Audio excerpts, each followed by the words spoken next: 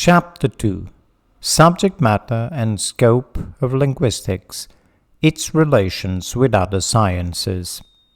The subject matter of linguistics comprises all manifestations of human speech, whether that of savages or civilized nations, or of archaic, classical, or decadent periods.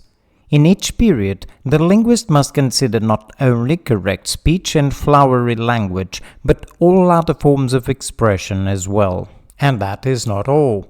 Since he is often unable to observe speech directly, he must consider written texts, for only through them can he reach idioms that are remote in time or space. The scope of linguistics should be a. To describe and trace the history of all observable languages, which amounts to tracing the history of families of languages and reconstructing as far as possible the mother language of each family. B. To determine the forces that are permanently and universally at work in all languages, and to deduce the general laws to which all specific historical phenomena can be reduced. And C. To delimit and define itself.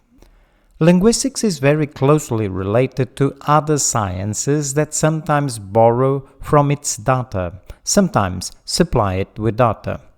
The lines of demarcation do not always show up clearly. For instance, linguistics must be carefully distinguished from ethnography and prehistory, where language is used merely to document.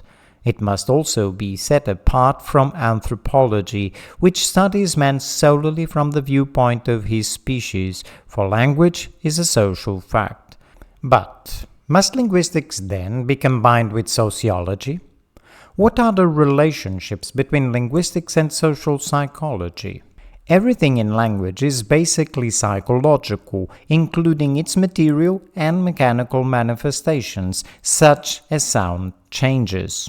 And since linguistics provides social psychology with such valuable data, is it not part and parcel of this discipline? Here I shall raise many similar questions. Later I shall treat them at greater length. The ties between linguistics and the physiology of sounds are less difficult to untangle.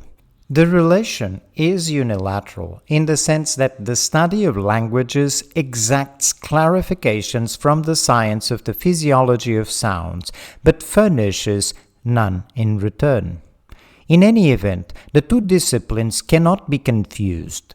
The thing that constitutes language is, as I shall show later, unrelated to the phonic character of the linguistic sign. As for philology, we have already drawn the line.